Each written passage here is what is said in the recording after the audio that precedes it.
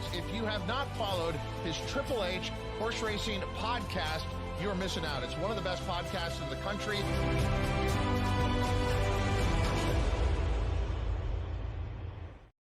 Good evening and welcome to episode 4 of Wire to Wire, our coverage of the Coast to Coast Pick 5 at First Racing's tracks, Gulfstream Park and Santa Anita. Thank you, our friends at First Racing. I'm your proud host, Howard Kravitz, along with host of Bet and Boozin', Kyle Roscoe, and co-host of Pacific Horse Players and host of his own podcast, The Gallop Out, Mr. Ryan Anderson. We are here to talk about what an incredible day of racing. Not only is the Pegasus going on, ladies and gentlemen, but don't forget within those Pegasus races, at least 3 of them at Gulfstream, 2 at Santa Anita, is the fantastic Coast to Coast Pick 5. And we are here to talk about it. Before we get into that, a few quick things. You can listen to us on Apple Podcasts, Spotify, and Anchor. And of course, you can follow us on X at HHH Racing Pod. We've got a great tip sheet. Look below the video player in the description for information about our tip sheet, which is rock and rolling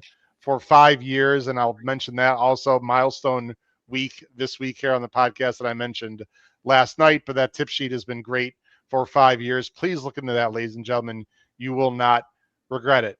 Kyle and Ryan, we're just coming off the Eclipse Awards. We're live here, 9:30 Eastern, the 55th annual Eclipse Awards just ended. I would just very briefly, literally a few minutes, folks, give us time here. Just want to mention congratulations to Sovereignty, Horse of the Year. No real surprise there. Godolphin winning several awards, again, dominating the ownership breeder side of it. And then 2 awards that I just want to mention also. I'll let Ryan talk about one and Kyle the other. Congratulations to Bill Mott, Kyle. I mean, he was up against, wow. I mean, star-studded cast, of course, of trainers with Chad and Pletcher and Cox, the usual.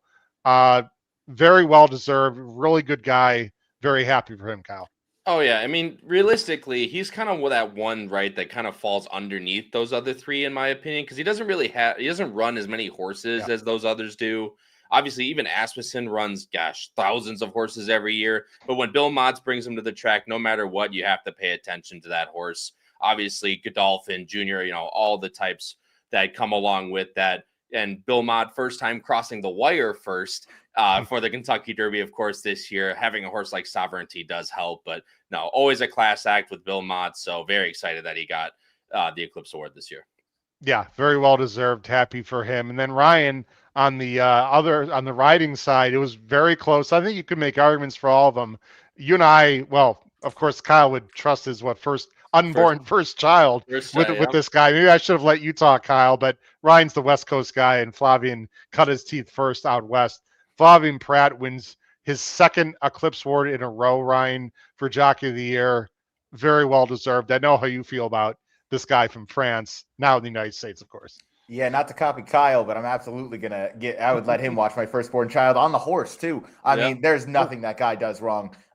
He is fantastic. He's the best jockey in the country. And in my opinion, it is not particularly close. Anyone who tries to argue IRAD, I get it in terms of, winnings and whatnot, but Prat does it time and again, whether it's on a favorite or on a long shot horse, which is, becoming less and less frequent, but he's the best in all the land. There's never a time where you said, man, Flavien Prat didn't really try on that. I missed the summer of 2023, Ryan, when he went up to Saratoga and won absolutely everything. It was like always 4 or 5 to 1. Give me back those days.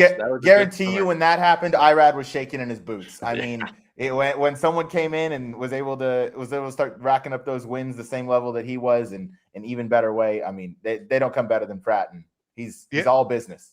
Yeah, Ryan, we talk about the IRAD tax. I think people are starting to pay the Flavien tax, but you know what? We'll pay it gladly because the guy gives a damn good ride almost every single time. So congratulations to those guys. We're going to get into the Coast to Coast Pick 5 now, but it was worth mentioning that. And the last thing, and I put this out, I talked about it last night, put it on social today, sent out an email.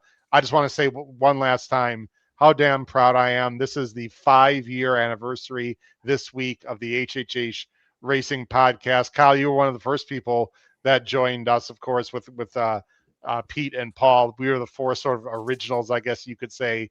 And then people like Ryan and Patrick and Jackson, a bunch of other people came on to the scene later. But you guys don't need to comment. I just want to thank everyone out there once again for your patronage, your viewership, your friendship, your camaraderie. It's been honestly life-changing for me and the opportunities I've had. I know Kyle feels the same way, especially going to all these tracks and everything. And Ryan's got his own podcast as well, but he's a strong part of this family as well. And it's been great for all of us. So anyway, thanks to everyone. Year 5. All right. Let's move on to the coast to coast guys. Now there is a carryover tomorrow, Friday, as Racing Downwind mentioned. What's up, David? 95,000 plus carryover. And if people are wondering very quickly, Howard, why didn't you cover that? Guys, it was really a time situation. We could have covered it, but I knew this show had to be tonight. And with less than a 12, 18-hour turnaround, it just felt like it was too close to that carryover situation. Plus, it's Pegasus, of course, this Saturday. So if you love the coast to coast, look into the carryover tomorrow on Friday. But we're here to cover the Saturday coast to coast. It involves, like I said, 3 Gulfstream, 2 Santa Anita. We've talked about these races a lot, guys, Ryan and Kyle, this week, all 3 of us on our varying shows. So what I really want to do, and I didn't really preface you guys that much, but I know you can handle it because you're pros. Obviously, we're going to talk about the handicapping side, but I really want to talk about the betting and the ticket structure side of this bet, because I think there are some possible singles out there. And we have a lot of people watching, over 100 right now, just right after the Eclipse Awards. We're going to have probably close to 200 or 300 when it's all said and done. And they want to know, Howard, Kyle, and Ryan, I want to play this bet. It's going to be a huge pool. What's the best way to structure our tickets, especially because a lot of people have already handicapped. So enough of me yapping. Let's get into it. The first leg, guys. And at the end of the show, we're going to show our ABC grids. I might even intertwine that, guys, within the conversation as well. So let's get to it. The first leg of the Coast to Coast Pick 5 this Saturday, which is a 15% takeout, is the very difficult Pegasus World Cup Filly and Mare Invitational on the turf. It's a $500,000. It's a mile and a 16th. I just want to mention to everyone, it's important to note, the rail is out 66 feet for this race. What that means is that the turns are not quite as tight. I'm not saying you can't close. I'm not saying it's going to favor speed, but in general, it'll be harder to close up the inside, and speed does play a little better when the rails are out. Just something to mention. Excuse me.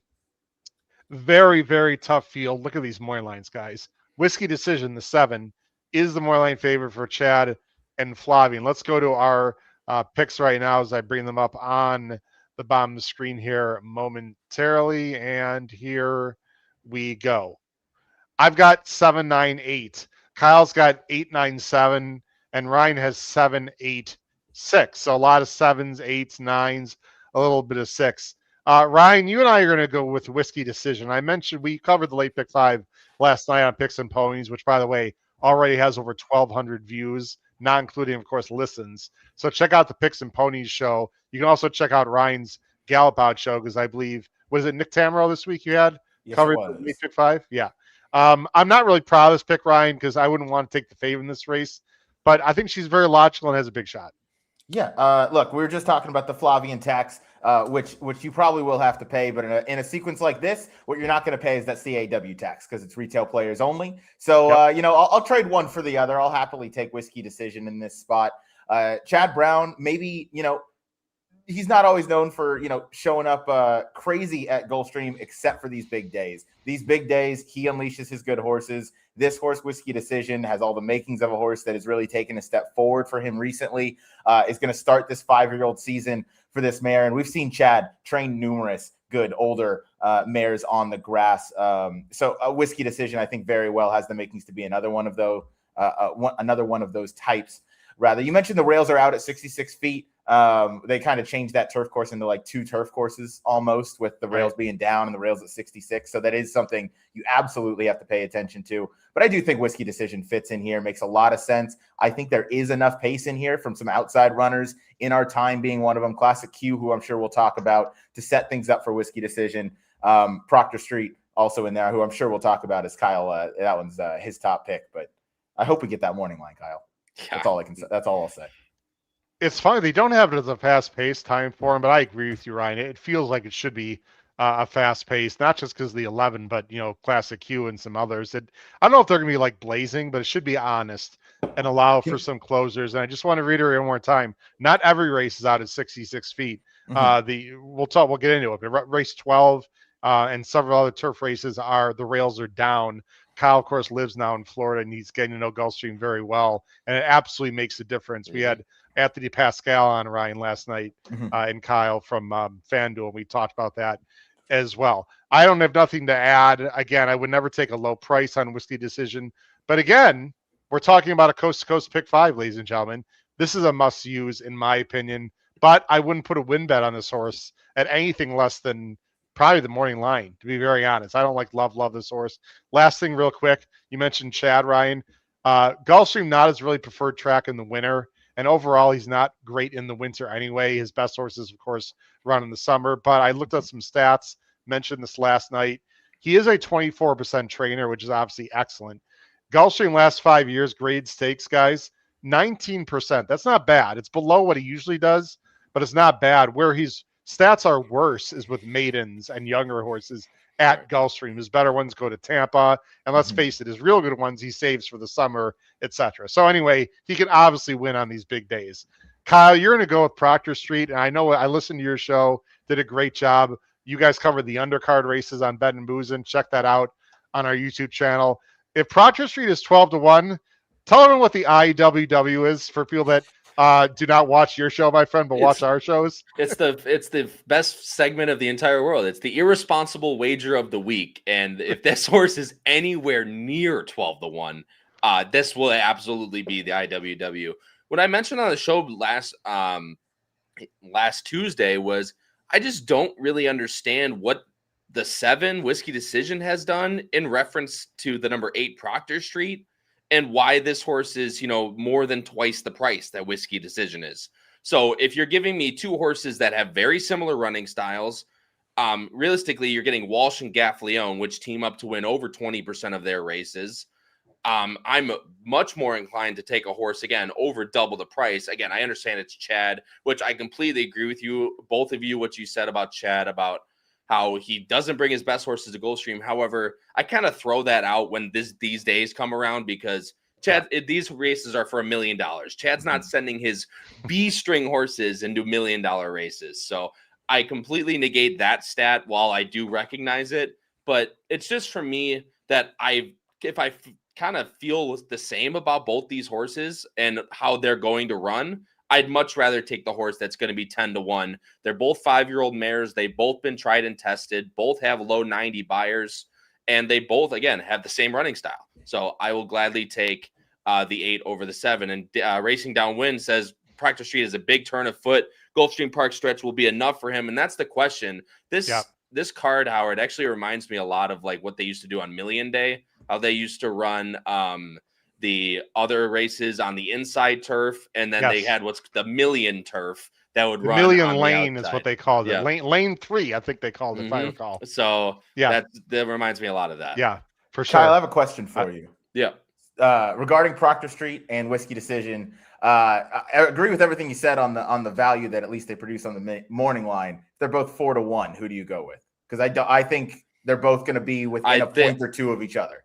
I agree. I think they'll be pretty close. I still would lean Proctor Street just because I think there's been a couple races in there that maybe separate him. Because really, the Eatontown at Monmouth is kind of, he beat Maggie Go that day. I guess Ozara is a very nice horse in her own right. She's getting a little older, but the Athenia wasn't anything special to me. While I do think Whiskey Decision is good at 1 1/8, I would still rather have Proctor Street. But I do agree with you that they'll be not maybe within like 2 or 3 points of each other.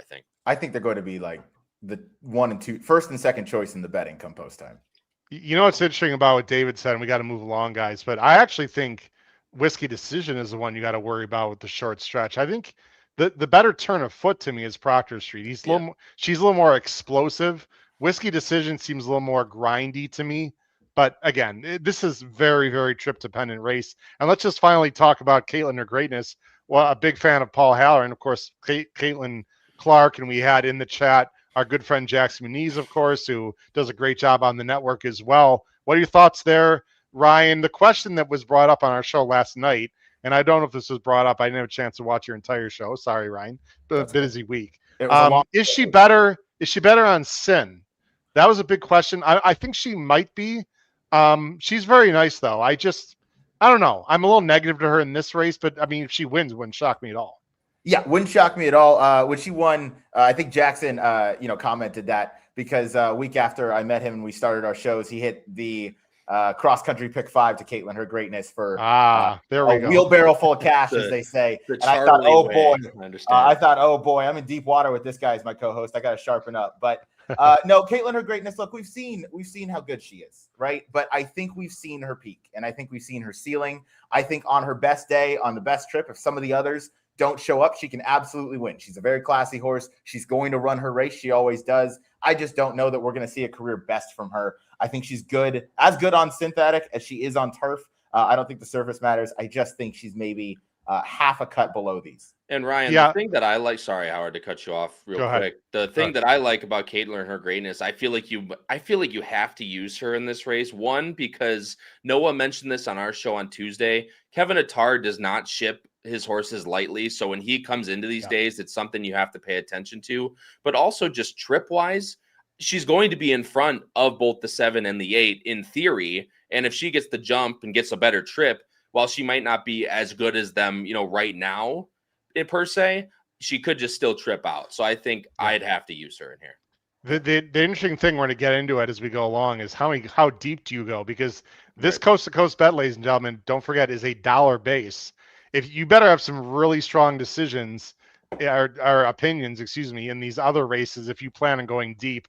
I'm going very deep in the race. I just don't want to get knocked out in this race, not because it's the first leg, but because this is like the most wide open race of the entire day. And I just don't have a real strong opinion. I'm not going to speak for Kyle or Ryan, but I need to spread. We'll get into that as we go along, John. Let's go on to the next race of the coast to coast bet. And if you're not familiar, by the way, with the coast to coast pick 5, that of course run here at Gulfstream and Santa Anita, let's take a look at a little infomercial on the coast to coast pick 5. It's the first coast to coast pick 5. An attractive pick 5 sequence featuring Gulfstream Park and Santa Anita Park. Player friendly 15% takeout. A $1 minimum. Big pool. Huge payout. First coast to coast pick 5 every Saturday and Sunday. There you go. And of course, it is also tomorrow, Friday, with the carryover. Let's get on to the next race in this sequence. And it's race 12. This is the Pegasus World Cup Invitational. It's for the boys. It's $1 million. They're going a mile and eighth. Actually, these rail positions were not the same that I saw earlier, guys, or at least they've added them since. I'm making personal notes, guys, because to me it matters. I don't recall seeing the rails at 66 feet earlier this week. I'm going to have to double check with some people because I thought the rails are down for this race. And again, for me, it makes a difference. So I'm going to double check on that. But anyway, regardless, it's a field of 12. There is a horse here that I think is going to be a pretty heavy favorite. Program Trading, Chad Flavian, classy, 5-2, coming out of a bit of a troubled trip in the Breeders' Cup Mile, probably going back to his preferred distance, at least my opinion. I'm going 2-4-10. Kyle's going 2-12-4. Ryan's going 2-3-4. I guess the question, guys, is not who do we like in this race. The question, Ryan, is how deep do you go in the coast to coast pick 5? But before you answer that, Ryan, let's just quickly talk about this very classy animal. Yeah, Program Trading. Look, I'm singling this horse in the coast to coast. It's the horse I am most excited to bet. You're not going to get 5-2. You're probably going to get 4-5 at the absolute lowest, I think. Really?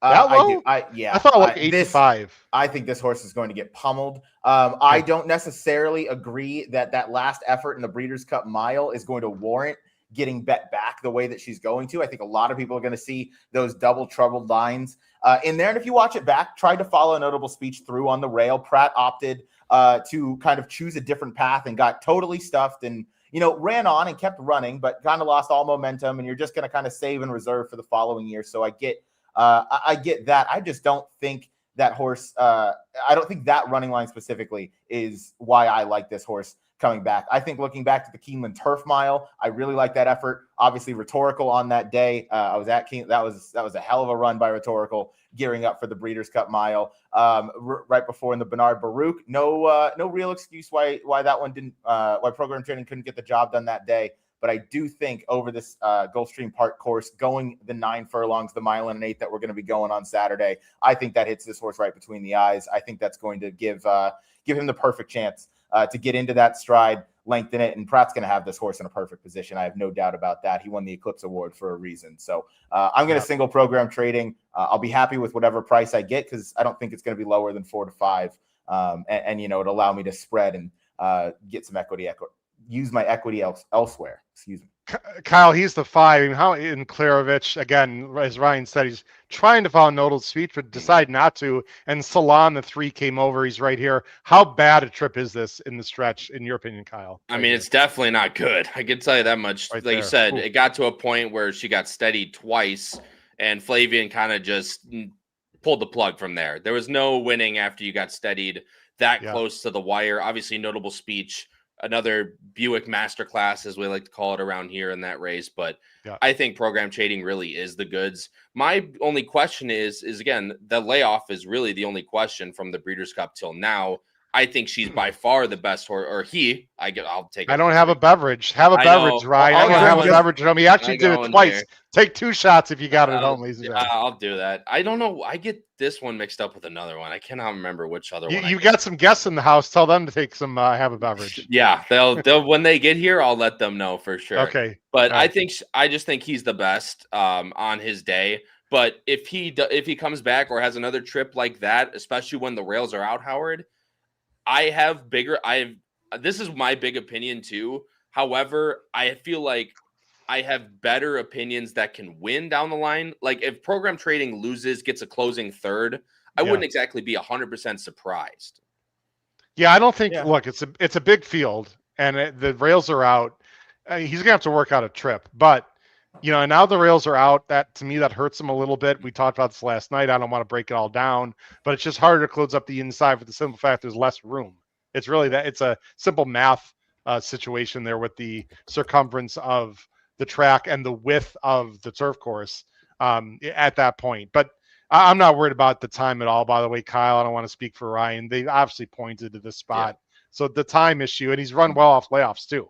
So a layoff, we're talking, this day and age, what is it, 2 months here? So barely a Chad off the bench, right? I'm not ever concerned about a layoff. He's better off of the double layoff line than he is of anything. I mean, unless he gets in trouble, I think it's one of the more likely winners on the card. I really do. I agree with. I don't love a lot of others. Now, very quickly, let's just talk about some others. Mm-hmm. I want to talk about a horse that Anthony Pascal sort of poo-pooed me on last night. He doesn't like this horse at all. I'll tell you who likes One Stripe.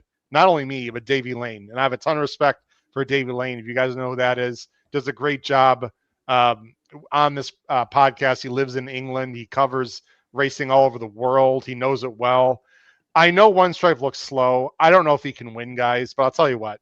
This is a very talented South African. He had trouble in the Woodbine Mile. Forget the Breeders' Cup Mile. He went to the lead. That's not what he wanted to do and gave up the ghost. Last time, yes, the field was much weaker than this.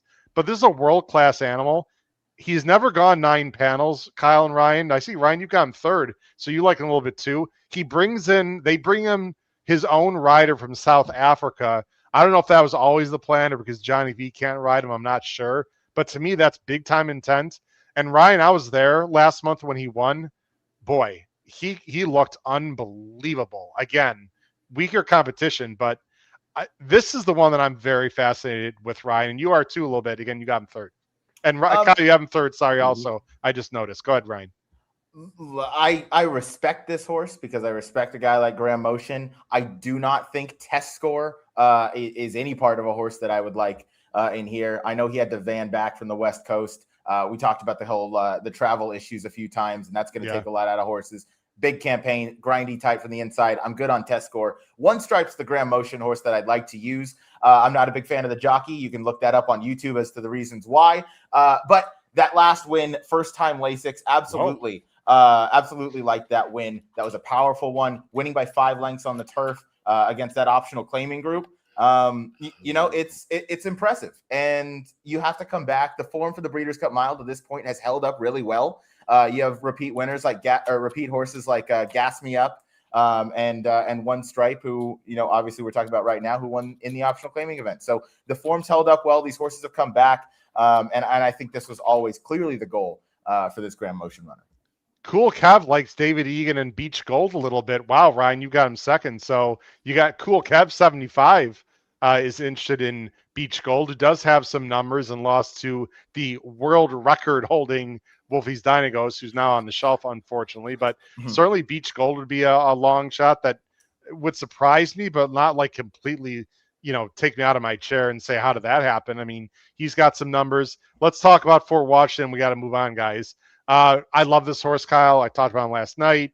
You were, with me in Saratoga when he won the million. And I just don't know if there's enough speed here. And I don't love him at Gulfstream because of his style. But it's Junior in a big race. Do we really want to doubt him? Yeah, right. And the thing is that with the rails being the way, I'd probably switch the two, but I still want to include him in here. The one question about him is the pace scenario and what he can do. Obviously, he's closed in the slow paces before. He always comes with his run. Again, we talk about Kentucky Downs, basically just throw it out if they don't run well. That was the tried and true Turf Cup for God knows how many $1 million now. So try it. Doesn't work out. Move him back 1 1/8. He's won at it before in a slow pace. But yeah, with the rails combined with the pace scenario, as you mentioned, Honest, probably not blazing fast. He'll still come with his run, but yeah, the question is, can he get there for the win, especially going into a 7-year-old year? I feel very similar with program trading as I do with the next race we're going to talk about, in the sense that it's either the horse I love or it could be a lot. And in that situation, that makes ticket construction very tricky. Let's go to the big one, guys. You see our picks on the bottom of the screen.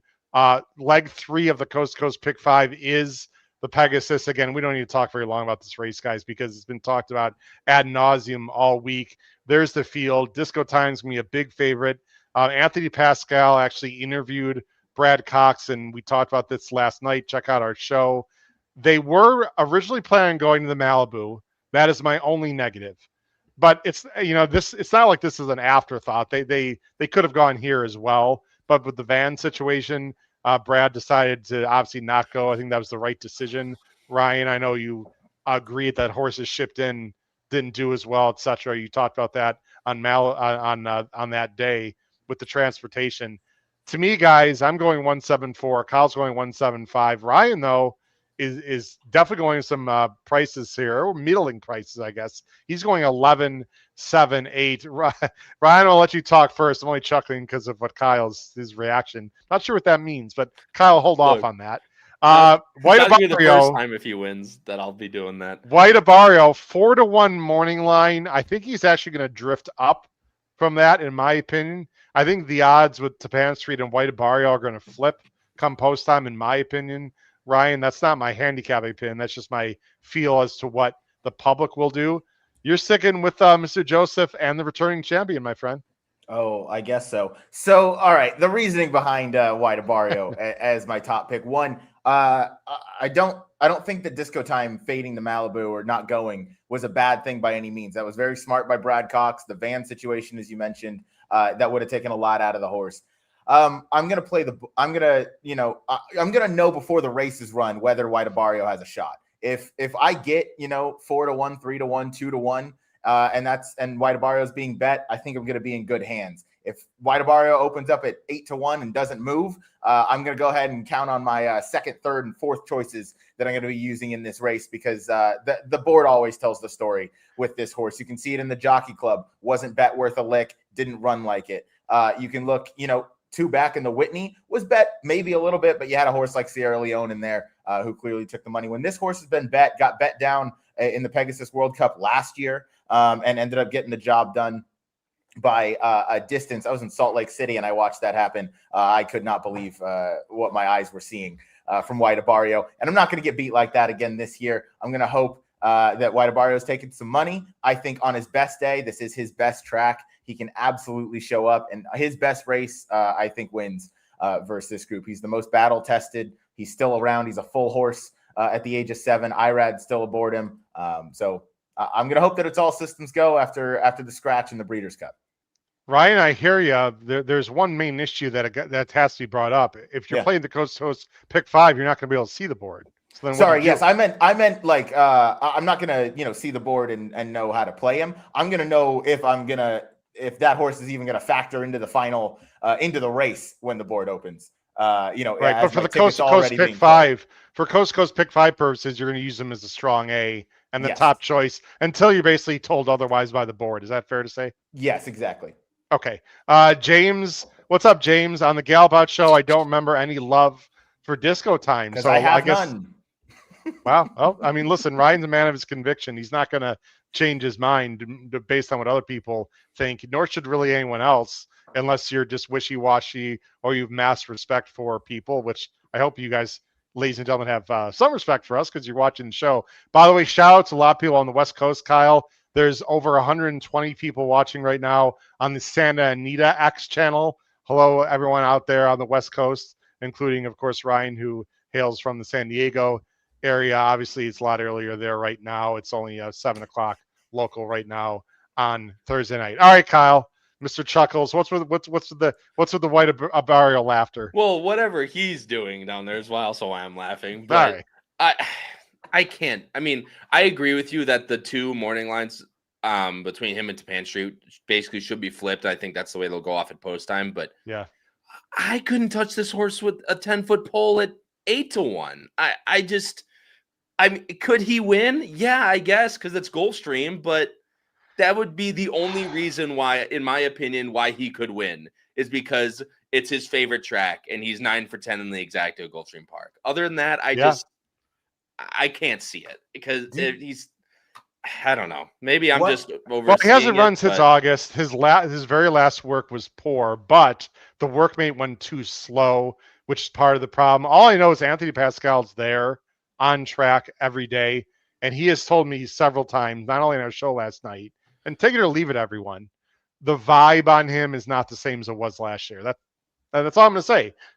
Does that mean he can't win? No. But right. Kyle, I'm with you. Plus the 11 holes, no bargain. Mm-hmm. I know Ira can work out a trip, blah, blah, blah. I get it. There's a lot of early speed. He can tuck in. We could have that discussion for an hour. I don't like this horse at all. Not one bit on Saturday. If he wins, I won't be shocked, but I'll be in a weird way disappointed. I've got nothing against the horse or Safi, really. I don't know. The horse is a fantastic story, obviously, Howard. I completely agree with you. Yeah.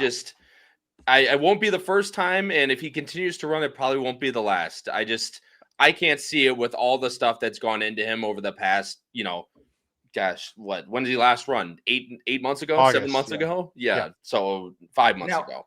But I'm not going to trust him with my money, I guess is what I'm trying to say. No, I agree. I get that. I would never put a win bet on him in this race because I think if he's getting bet, that's going to be much too short and a bigger risk to take. I think he plays higher than 4-1 in the multis, and I'm willing to take that on a horse that has proven to be inconsistent, but on his best day can blow the doors off of any field. I think that's fair. Yeah, I'm not going to agree with that. I just don't see his best day on Saturday. I often don't see his best day, so I'm just hoping that it is his best day, maybe. Tapan Street, guys, this is a very popular alternative to Disco Time. We'll talk about Disco Time in a second. Look, I love Brad Cox. I love this horse in general. He didn't run great in the comeback race. He didn't really need to. It was a means to an end. He's been working great. But, guys, I like to base my opinions on facts and intuition. The fact is this horse has to improve, Kyle. Based on my numbers, like not 2 or 3 lengths, like a good solid 4, 5, 6 lengths to win this race. Can he do it? Sure. But this is a big hill to climb for me. I've got him second just because I don't love a lot of other horses. I don't see him winning though. I really don't. Kyle, you've got him second. Yeah. So does Ryan. I mean, you know the love I have for this horse too. The highs and the absolute lows that I can talk about this horse with. Yeah, we both had him against Sovereignty in the Florida Derby, I believe. Me too. All correct. And Ryan, okay, there you go. I had a Derby. That was a long time ago, and it was before an injury.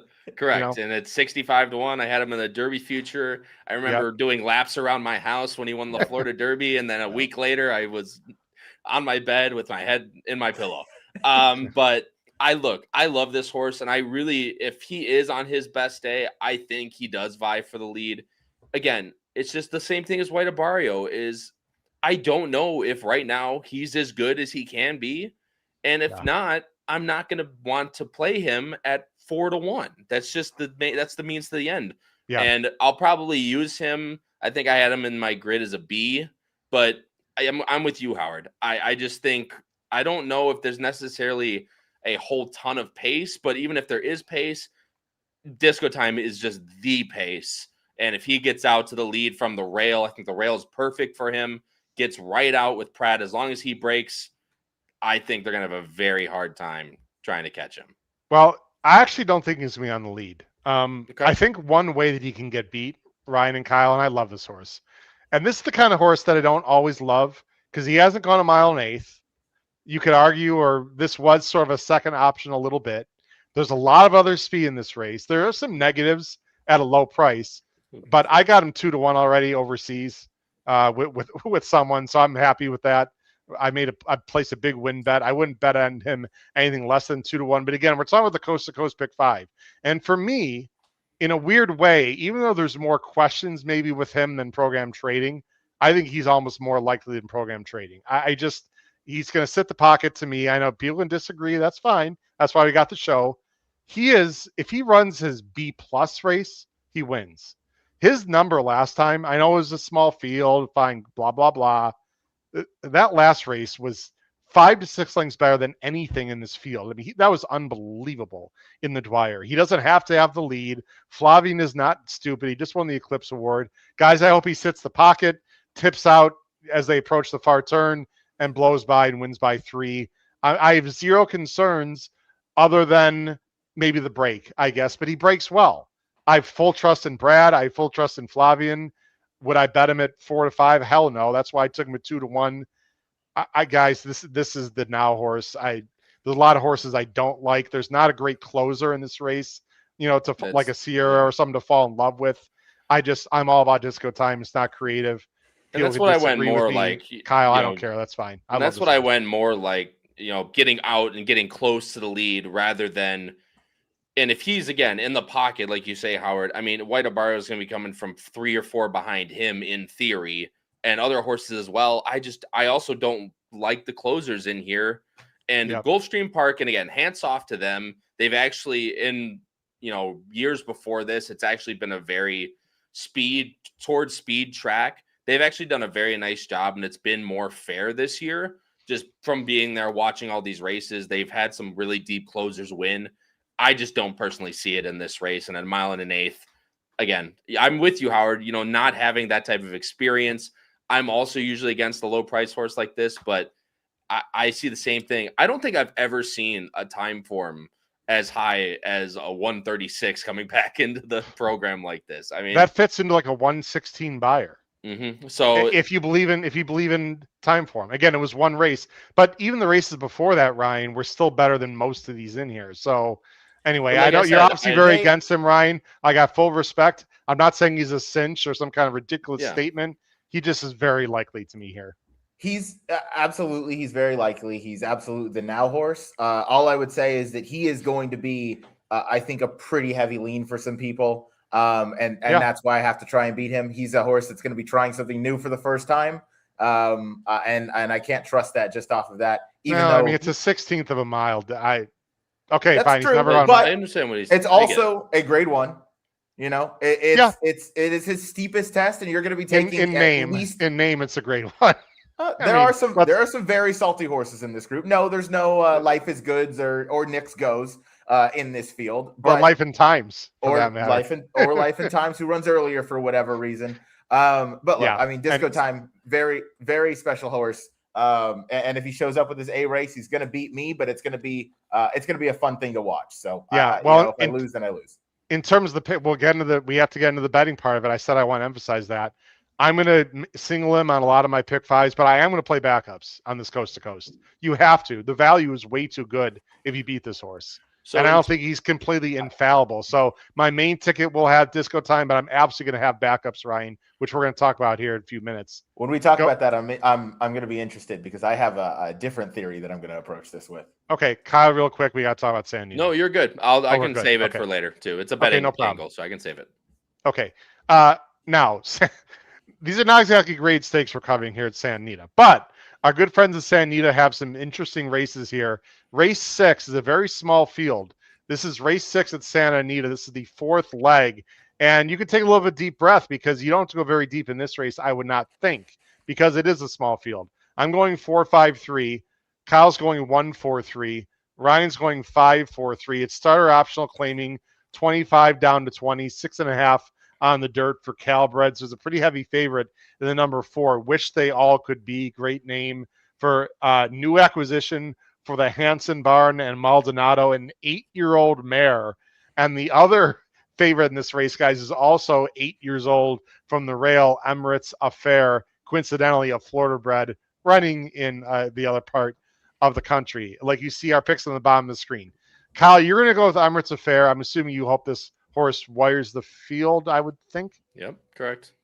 Go ahead. Yep, that's exactly what I think, and I think he's going to get out to the lead. I think there's a little bit other speed with the 5 and 6. However, I don't think neither of them are as fast as Emirates Affair if she can get out there.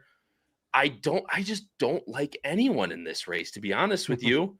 The 4, I can bring up this stat right now, just off the claim for Ryan Hansen in the last 5 years. 1 for 44, 9 of them in the money with a $0.06 ROI. Whoa. I'm not even though I completely think the 4 is by far the horse to beat in here. I'm personally, especially with an 8-year-old mare, I am not trusting that. So I'm going to take the horse, especially with these types of races where. So you're going to take the other 8-year-old. You're going to take the other 8. It's a different scenario, not the same scenario. I know. I think she's just going to get out to the lead and wire them, getting back to the level that I think she can win at. I don't like her, but I respect your opinion for sure. Ryan, you're going to go with the horse that I think is absolutely going to have the lead. I would be shocked if Thirsty Trickster at least is not breathing down the neck of the 1, which is why I don't like the 1, Kyle, although I could be wrong. This horse is younger, obviously. I think has more upside for Jeff Mullins. I like this pick, Ryan. This is the only horse I think that can win this race other than which they all can be. Yeah, that's why I went 5-4 in here. Agreed. Look, Thirsty Trickster, Jeff Mullins, you brought up thank you, Kyle. You brought up the Ryan Hansen first off the claim being 1 for 44. Meanwhile, Jeff Mullins, very good first off the claim. He's 31% second off the claim. He moves these horses up. This horse failed as the favorite last time at Los Alamitos, or at Los Al. Yeah. I can forgive that. 1 was in a bit of a tricky spot for a lot of that race. A lot of the pace fell apart. You boys crazy. 4 ain't losing. Look, I'm going to use the 4. I'll see you with that 6 cents there, Noah. I'll see you there. Yeah. For real. Yeah. Take those 6 pennies to the bank. But, I mean, look, the 4 might win just based off of talent. And this is not the toughest group, but and the fact that we're putting her in the winner's circle. Yes. We're putting her in the winner's circle right now, actively. But Thirsty Trickster, second off the, claim for Jeff Mullins here, drew a lot better, was in an 11-horse field last time at Los Al. That's substantial. That's tough to work out a trip for a horse that's going to be forwardly placed. Yeah, this is that was a crazy comment by you, Kyle. But no, this horse can absolutely rebound off that effort. Very reasonably placed, not in for a tag, which makes you think nothing went wrong. So I think this horse can take a very nice step up. Should be sitting right off of the 1. Yeah, you sit up, but this horse she's gonna be breathing on the 1. That's why I don't like the 1. Can the 1 win? Sure, a lot of horses can win. The work back for Thirsty Trickster, by the way, was great for a horse at this level. Yes, no doubt about it. Guys, last week a horse named Pithkin won at Gulfstream on the turf and cashed a very nice turf pick 3 for me, and that horse blew through an 0 for 70 stat that Pete Visco gave out because. Hell, anyone can go 1 for 71. So, yes, I'm a math guy. I hear you. This horse is just tons the class. I mean, if there were other like sneaky, interesting horses, I'd say let's beat the 4. And the 4 doesn't have to win this race, and the 4, by the way, has no work since either. But she's 8, so guys, I'm putting her on top. Call me a homer, call me a chalk eating weasel, whatever. I seem to be picking a lot of chalk tonight, which anyone that knows me knows I don't usually do. But you got to give what the track gives you guys. So anyway, I'm not singling her at all. Wish they all could be. We'll get to our tickets here in a few minutes. But I think she is very logical. Now let's go to the last race. The last race of the Coast to Coast Pick 5. And thanks for watching. We have over 300 people watching now throughout the country, whether you're watching on X or YouTube. Hit the subscribe button at the bottom right-hand side of the screen. Notification bell top right on YouTube. Smash that like button. If you're watching on X, switch over to YouTube, and you can take care of all those things. Thanks for watching the HHH Racing Podcast. Wire to Wire, Episode 4, Coast to Coast, this Saturday. Last race, let me go ahead and then we'll show our ABC, and we'll talk ticket instruction and let everyone go for the evening. There's our picks on the bottom of the screen. Race 7, this is the closeout leg of the excellent Coast to Coast Pick 5. What I thought was a very difficult race. Allowance optional, 50 claiming. Rails are out 20 feet on the turf. They're going 1 mile and 1/8. It's a big field of 10. There are some classy horses, Ryan, coming out of stake races, but for some weird reason, I don't trust them. We can talk about that. The morning line favorite here is the number 5, Willa T for Yaktine and Kimura. Just ran not very long ago in a stake. I'm going 7-5-4. Kyle's going 5-7-3, and Ryan's going 3-5-8. And if I remember correctly, Ryan, you were giving a little crap from your boys there on our show, Pacific Horse Players, for picking Royal Charter at 9-2 for Mullins and IU. So in for the 50.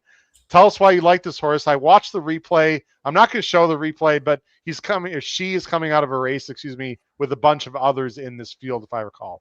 Yeah, the Thursday night Twin Spires cash tourney at Turfway winner Jackson Muniz gave Noah and I a good amount of grief for picking this horse. But look, again, I just mentioned the stats on Jeff Mullins second off the claim where he drastically improves them. But you'll notice December 28th, it's going to be a recurring theme if you listen to me talk on a screen on any show or channel. I do not trust the turf course that day.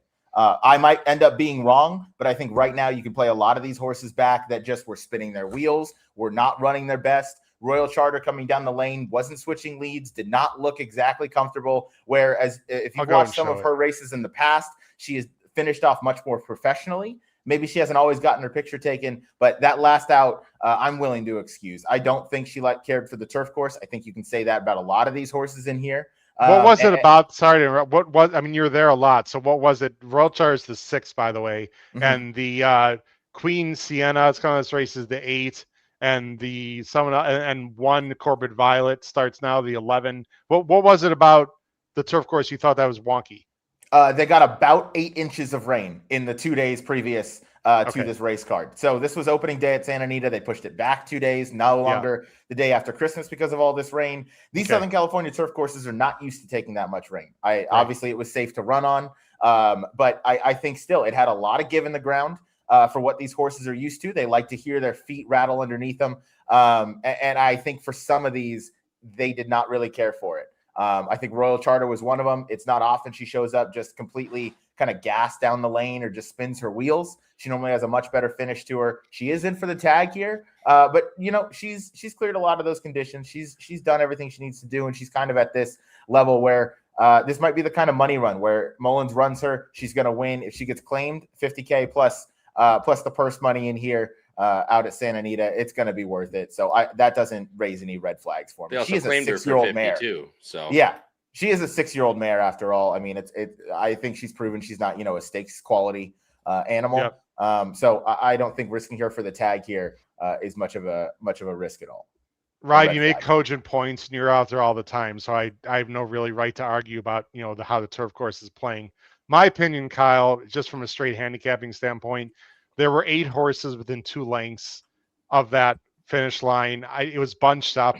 I just didn't like the visual. I mean, I guess you could say maybe because of the turf course. I'm not buying that fully. I just don't like that race. I don't like anyone coming out of that race, Kyle. I'm playing others in here like Willa T, who was coming back quick. That's your horse on top. Did the jock lost the whip in the stretch. Now is Kimura. Lost to Paradise Lake, who would be 2-5 in this spot. And I like Take a Breath more than the 5. I think she's improving for Glatt. And I thought that last run against Ambaya and Cliffs was much better field than the one we just saw. I'm not being overly creative. I am spreading. I'm even using the 4 guys. I know you guys don't have her. I know she looks ridiculous, but her run 2-back, Angelic Appeal, was not actually that bad. And then last time she was rank and uncovered and going a mile. This is not what she wants to do. And now it's JJ. I wouldn't sleep on the 4. I just don't like horses coming out of the race we watch, Kyle. It's pretty much that simple for me.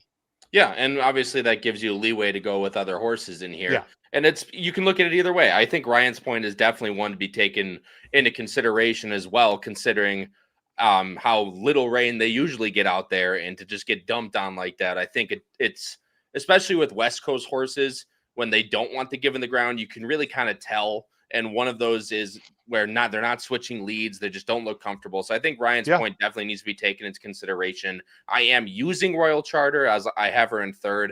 I think this is another opportunity to catch a little bit of a price in here. You mentioned Willie T coming back pretty quick, but lost the crop at the 8th and closing into a 115-3 at a firm turf course at Santa Anita. That's also something you don't see very often every day. We're on the South Pole. I know it's a crazy concept, Tom. Let me tell you. But I don't mind coming back quick because she didn't necessarily run all out at her last race last time with that slow pace, with not having the crop in the last 8th. So I'm willing to give her another chance in where a race that doesn't necessarily have a whole ton of speed, at least on paper, she can sit right next to someone like Royal Charter and hopefully outfinish the horses coming from behind, as in like Take a Breath or the other horses coming out of the American Oaks. Yeah, I find it a very difficult race, guys. All right, we probably talked a little bit too long about the handicap. Let's get into the ticket structure about 10 minutes, and then we'll wrap it up the show. Now, again, these are ABC grids. I have it on one screen. I'm about to show, ladies and gentlemen. You don't have to play singles, okay? Everyone's like, you got to single someone. No, you don't. It depends on your ticket structure. It depends on your bankroll. It depends on a lot of things. The ticket I'm going to show, I spend 80, Kyle spends 60, and Ryan only spend 24. So depending on your bankroll will affect some things. But let me go ahead and show everyone our ABC grids. I'm going to make this a little bit larger, but I wanted to fit all 3 on screen, guys. So I'm going to leave it at that. People can zoom in on their own, whatever the device they're watching. What I want to point out, and Kyle, I'm going to let you go first. This A column here are our top choices in each race. And then if you look at this Caveman Picks column, that is the ticket that we would play that equals to this last number. So I would go very deep. This is me on top. I'm going, 8 deep in the Pegasus girls turf race with 2 singles. Kyle also has 2 singles, but they're different singles. Interesting enough, Kyle is singling Emirates Affair, the 8-year-old from the rail, who he's hoping maybe wires the field. He's also singling Disco Time. I'm singling Program Trading in Disco Time. And Ryan is only singling Program Trading in a cheaper $24 ticket. So, Kyle, talk about your ticket construction here. You are the middle grid. Yeah, I mean, look, as I mentioned before, the 2 races I don't feel the most comfortable about are the first and the last. And I'm going to press up where my big opinions are, and you can see where they are on the screen. Howard mentioned it before, how you can play press-ups, you can play backups. I will definitely be playing not only this ticket you see on the screen, but also a ticket where it is reversed. I will go single Program Trading and take the 4 as well in Santa Anita 6. The reason why I did not do that in the grid that you see here is I think and this is not really, not unknown information. The Pegasus Turf has the ability to produce, if Program Trading gets stuck, doesn't run his race, whatever, I think it has a much tougher, it can lead to different outcomes rather than, a 6 dirt horse field at Santa Anita. So that's my thinking with the grid you see on the screen, but I could very easily single Program Trading as well and maybe include the 4 on a backup ticket or something like that. But I'm going to hope Emirates Affair, again, not usually a horse I trust, but I really just don't like anyone else in the race. And the only other horse I can think of is the 4, but that stat, obviously the poo-poo stat, I know Pete Viscu is watching very well. Takes that very well, but there's many different ways you can go, but basically singling my best opinions, and in the races I don't know too well, I'm just going to take it and hopefully catch a price, and obviously the singles will be lower. Well, Emirates Affair is not a separator because she's 5-2, but correct. You are singling a non-heavy favorite. So in a way, it is a bit of a separator. Everyone in the chat who's watching and listening, thanks again here as we're wrapping up the show. Put in the chat, who would be your singles, ladies and gentlemen, or how many singles in the 5 races do you plan on betting or using on your tickets? Again, who would your singles be, ladies and gentlemen? And not only who would they be, but how many singles do you plan on having? I plan on having 2. Hold on, Kyle. No, Kyle has 2. Ryan has 1 on their main ticket. Go ahead, Kyle. And I was just going to say, if you're watching this as a replay too, that comments down below the video player is also open here on YouTube. So if you do have that same thing as well, put that in the comments if you're watching as a replay. Thank you. Good point. Ryan, you're a single program trading, so you're leaning on him most heavily in this sequence. Is that fair to say? Without a doubt. And then I'm trying to beat Disco Time. Other than that, it's just any other day. So I'm not going to try and get too crazy. Derby horizontals maybe would lend itself to going a little deeper because those fields get nuts. But in a race like this, I have my opinion, so I'm just going to stick with them. Bit of a skinnier ticket, but between Proctor Street and Whiskey Decision, one of those two, I am very confident is going to win. If it's not one of those two, it very well could be the 2, 4, 6, or 12 that I have as B's or C's. It could be any of those horses, though. It could be anybody. And then I'm going to single program trading. That's the horse that I'm going to run everything through. If that horse loses, I'll have a losing day, and I'm okay with that. I'll use the 7, 8, 11. I'll try and beat Disco Time. We didn't talk much about the 8 in that race because of time constraints, but Poster at 20-1, getting blinkers on, Junior Alvarado for the boys in blue, and Owen Hardy. Wrote an excellent piece, Owen Hardy did, on the passing of James Cassidy today, by the way. So check out that article if you haven't. But I think Poster coming into this race is a very interesting one. Blinkers on, a little bit interesting, but has that run style that I want to see. He's probably going to be in the same area as Disco Time. So I'm curious to see, want to include that one on my tickets. 4, 5, and 3, 5 in those last 2 at Santa Anita. So I'll play this and we'll see how it goes. But $24. Jim Pilares, Jim, we got mad love for you from Buffalo. You can't single a horse and not pronounce and not spell it correctly. You just can't do it, Jim. Sorry, buddy. Program trading. Come on, Jim. I know it's late. I'll give the guy a break, Kyle. It's 10:30 in Buffalo right now at night. So we'll give Jim a break there. No singles for Terry Frank at all. Very interesting. But Terry's got big pockets, so he's probably playing a $500 ticket or whatever. Well, that Saratoga winning purse money that he's got. No doubt. Right. Guys, it's pretty obvious what I'm doing here. I have to be spreading the first leg, not because it's the first leg. To me, it's the most wide open race of the sequence, and I have to spread there. On the ticket everyone sees, I'm going 8 deep. I'm going to single on the main ticket, program trading and Disco Time, because you know what, guys? For my money, even outside of the coast to coast, those 2 horses for me are the most likely winners the entire day. It's not being very creative, guys. They're going to be low prices, but that's how I feel. And then I would go 4, 5, and then I would spread in the Santa Anita race because I don't trust that race at all. And I do have your 3 in there, Royal Charter, Ryan, as you can see. So, and I don't even love that horse, but I don't love a lot of horses in there. I'm going to press up with that ticket probably. It's already $80, but I could press up there. My general plan, as I put us on full screen and end the show here, I'm going to play 1 main ticket, singling program trading and Disco Time, and I'm going to press up. I'm going to play a second press up ticket with singling those 2 and going skinnier, guys, and the other races. That's my super duper press up. I'm going to play 1 ticket, only singling 1 of them and backing up with Disco Time and program trading. And that's about it. I might play a really skinny ticket without either one of them, which would be would pay a ton. But I'm not going to play a ticket thinking, hey, I'm going to win $30,000 because they're both going to lose. You got to do what the track gives you, ladies and gentlemen. And I respect Ryan. I'm not saying, like I said, Disco Time can lose. But in my own mind, Kyle and Ryan, Disco Time and program trading are by far the most likely winners of the day.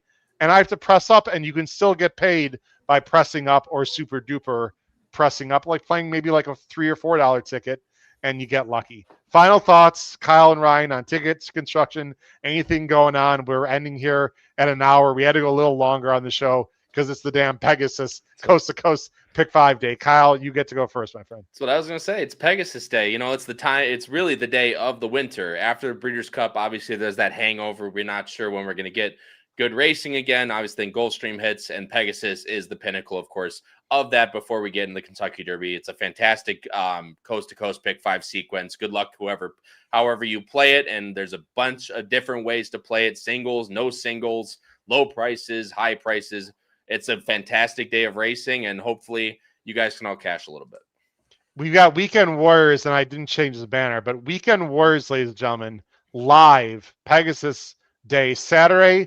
We're only 3:30 to 6. Again, everyone listening and watching, NBC does a great job. We love them, but you know what? Watch our show live, 3:30 to 6 Eastern on Saturday.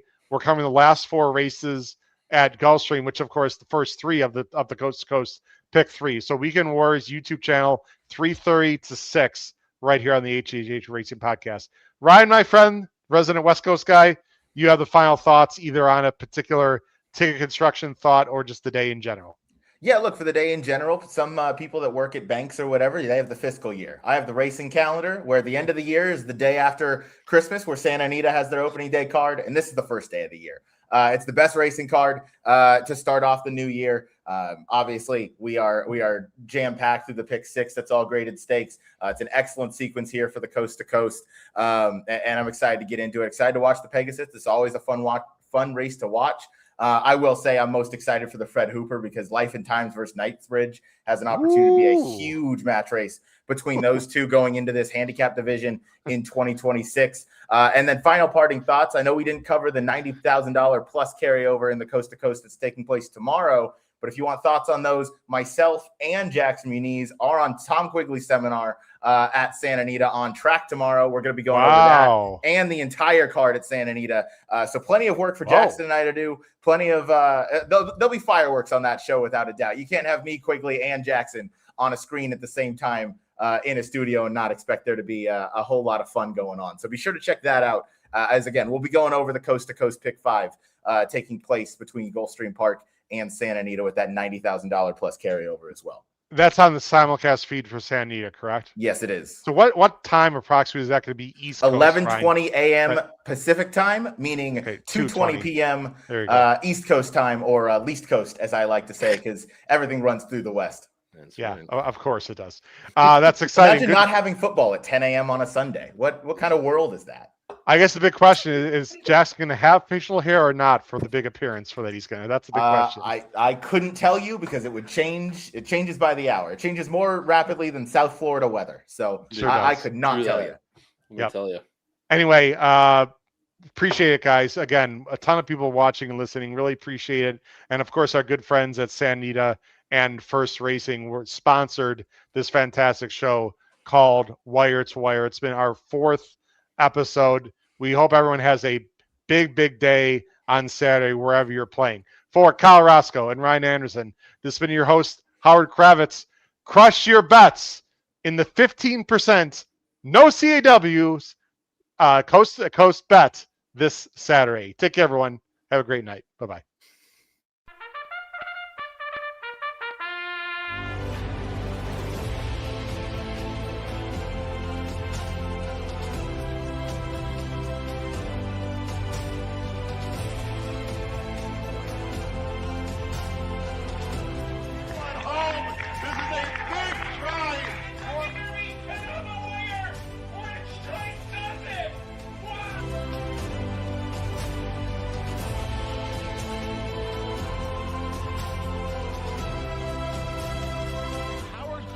If you have not followed his Triple H Horse Racing podcast, you're missing out. It's one of the best podcasts in the country.